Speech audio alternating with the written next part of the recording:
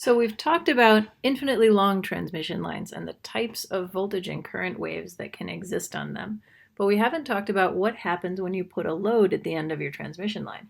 And since in general, as electrical engineers, it doesn't really get us anything if we just put a wave that goes infinitely far and never gets to a device at the end, all of our transmission lines in the real world are going to have a device at the end, so they're going to have a load.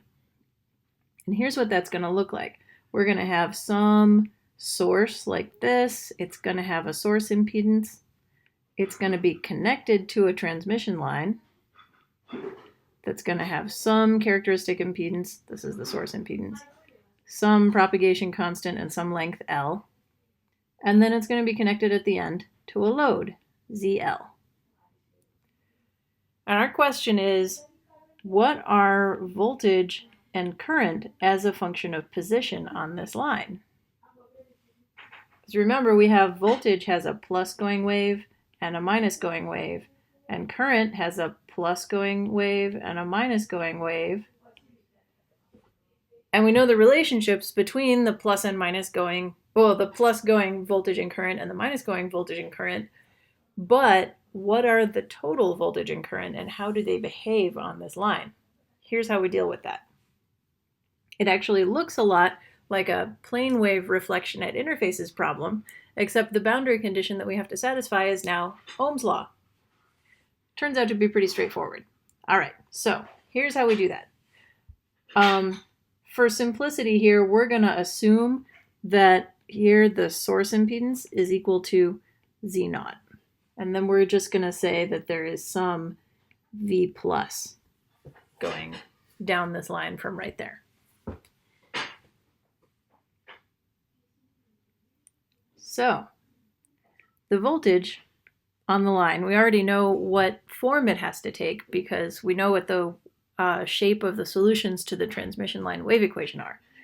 And that looks like this. We have a plus going voltage amplitude with e to the minus j beta z phase factor plus a minus going voltage amplitude with e to the plus j beta z phase factor. And then in terms of current, we have I as a position of z is equal to I plus e to the minus j beta z minus I minus e to the plus j beta z. Now, we're going to define z equals 0 at the load.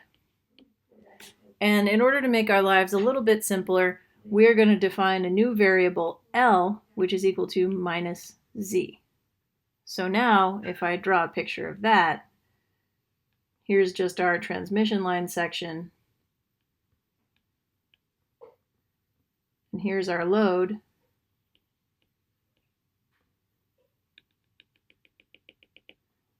Z equals L equals 0 right there.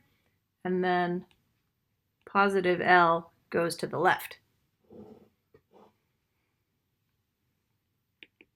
So L is going to equal to the distance from the load.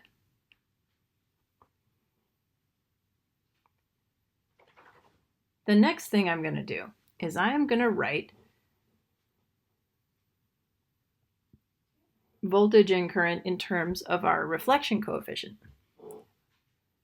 We don't know what the reflection coefficient is yet, but we know there has to be one because we're going to define a reflection coefficient that relates the minus going wave to the plus going wave.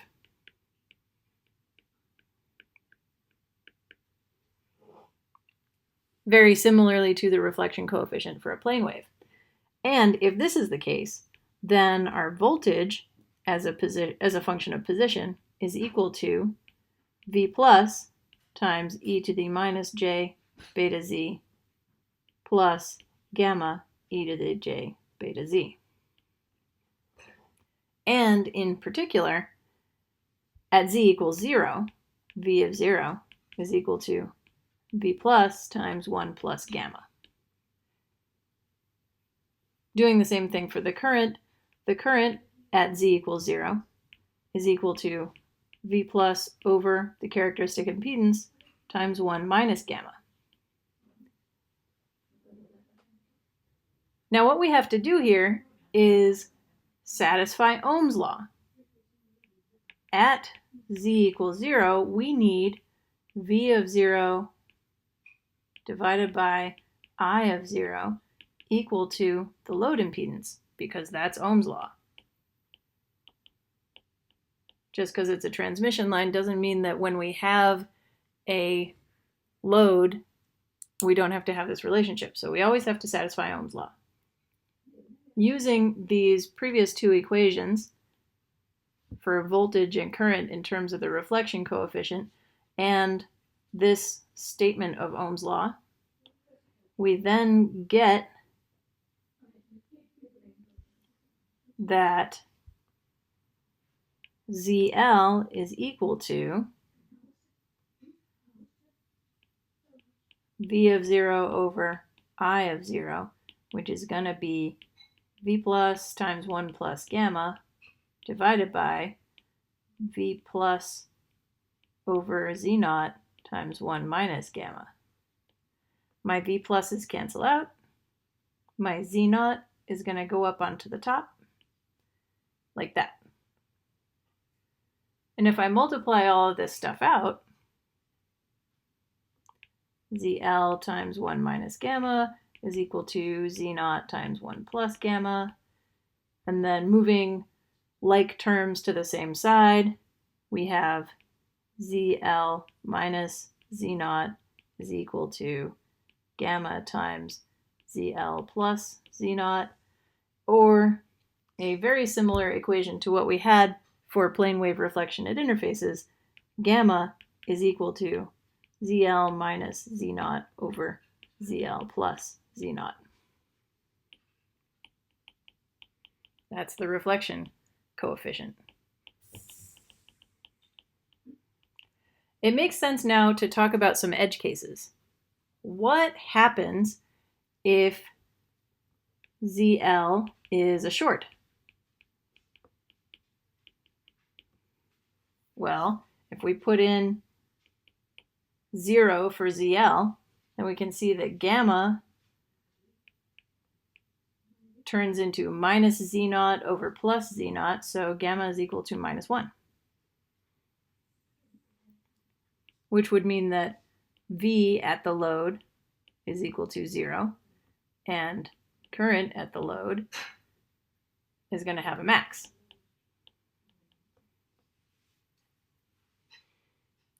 What if ZL is an open circuit?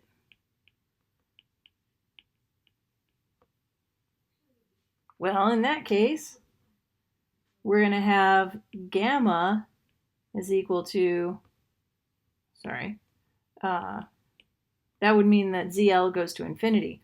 So gamma is going to be infinity minus Z naught over infinity plus Z naught, which is just infinity divided by the same infinity. So gamma is going to be equal to 1. And in that case, I of 0 at that location, because remember that has a 1 minus gamma in it, is going to be 0. We're going to have a 0 in the current, and the voltage is going to have a max. Another interesting case is when you have ZL is purely imaginary.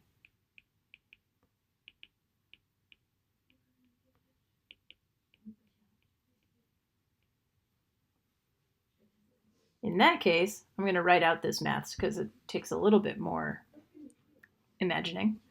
Then we have gamma is equal to Jx plus Z naught over Jx minus Z naught. Now, this doesn't really mean anything unless Z naught is purely real.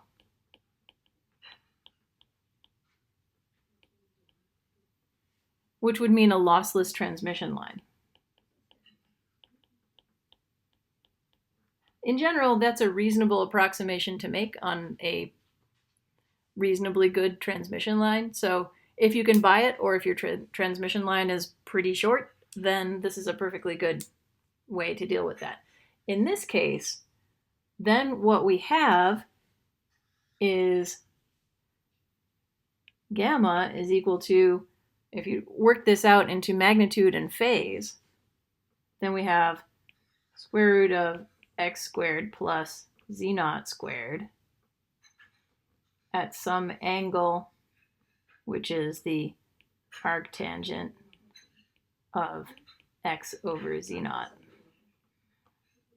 divided by square root of x squared plus z naught squared at some angle, which is the arctangent of minus x over z naught.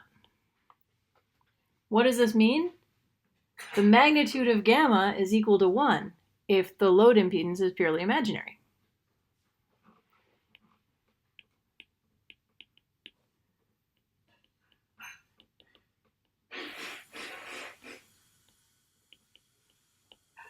And remember that we call the imaginary part of an impedance the reactive part. So we can say for a reactive load. So those are some interesting edge cases. That was the reflection coefficient, where it comes from, and interesting facts about it.